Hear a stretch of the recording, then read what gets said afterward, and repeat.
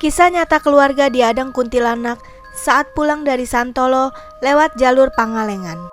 Kisah menyeramkan dapat dialami oleh siapa saja tanpa harus memandang usia atau jenis kelamin. Bagi orang yang belum mengalami hal menyeramkan, kisah menyeramkan yang pernah dialami oleh seseorang mungkin hanya terdengar sebagai kisah saja. Kisah nyata ini dialami oleh salah seorang warga yang bernama Edi.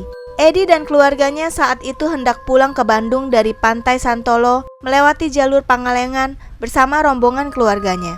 Karena menurutnya jalur melalui Pangalengan lebih dekat daripada harus melalui Garut. Saat itu berangkatlah Edi beserta rombongan yang berjumlah 4 mobil dari pantai Santolo dengan melewati jalur Pangalengan. Edi melewati jalur Pangalengan saat itu sudah hampir Isya. Jalur Pangalengan memang terkenal dengan pemandangan hutan-hutan dan kebun teh yang terhampar luas di sepanjang jalan. Cerita menyeramkan itu pun bermula di sini. Saat itu posisi Edi berada di rombongan mobil terakhir dan saudara Edi yang mobil pertama mengalami kejadian yang sangat mengerikan. Ketika dalam perjalanan, anak dari saudara Edi melihat ada seekor burung di depan kaca mobil yang selalu mengikuti mobil tersebut. Padahal saudara Edi tersebut tidak melihat burung tersebut. Akhirnya saudara Edi mengabaikan cerita anaknya tersebut dan memilih untuk mampir di sebuah mushola untuk menunaikan sholat Isya. Ketika semua orang turun untuk sholat Isya, istri saudara Edi tidak ikut turun karena memang sedang berhalangan sholat. Akhirnya ia diam di mobil beserta anaknya yang melihat burung tersebut. Lagi anak tersebut berkata bahwa ia melihat burung di depan mobil yang tidak terbang-terbang dan hanya diam saja. Sontak sang ibu yang memang tidak melihat meyakinkan anaknya bahwa tidak ada burung dan mungkin hanya bayangan yang anaknya lihat itu. Akhirnya setelah semua selesai sholat Isya, Edi beserta rombongannya kembali meneruskan perjalanan pulang. Namun di tengah perjalanan, mereka kembali beristirahat karena menemukan sebuah warung tempat makan. Hal aneh mulai terjadi saat tiba-tiba pemilik warung berkata, "Pak, saya lihat burung di mobil itu. Burung punya siapa? Hati-hati Pak, Bapak kayaknya bawa seseorang yang Bapak nggak tahu siapa itu.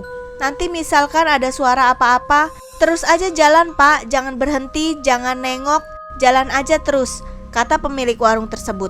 Tidak lama setelah makan, Edi dan rombongan melanjutkan perjalanan pulang. Dalam gelapnya malam dan sekeliling jalan hanya hutan dan perkebunan. Tiba-tiba dalam mobil yang ditumpangi oleh saudara Edi tadi, terdengar suara dan sejurus kemudian anak yang dapat melihat burung tersebut berkata bahwa burung yang dari tadi mengikuti sudah tidak ada.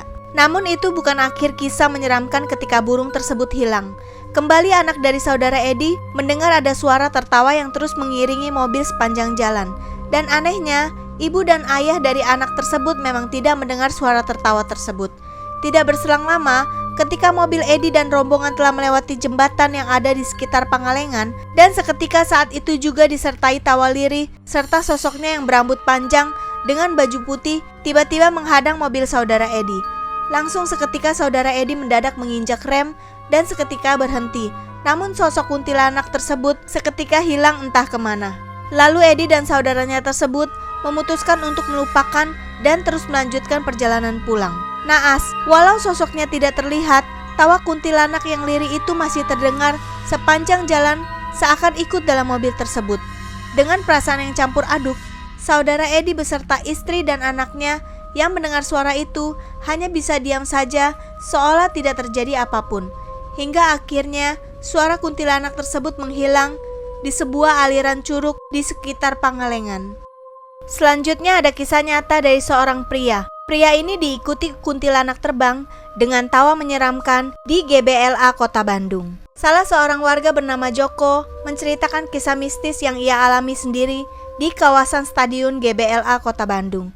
Kisah ini bermula saat Joko pulang dini hari sekitar jam 1 malam dari rumah temannya.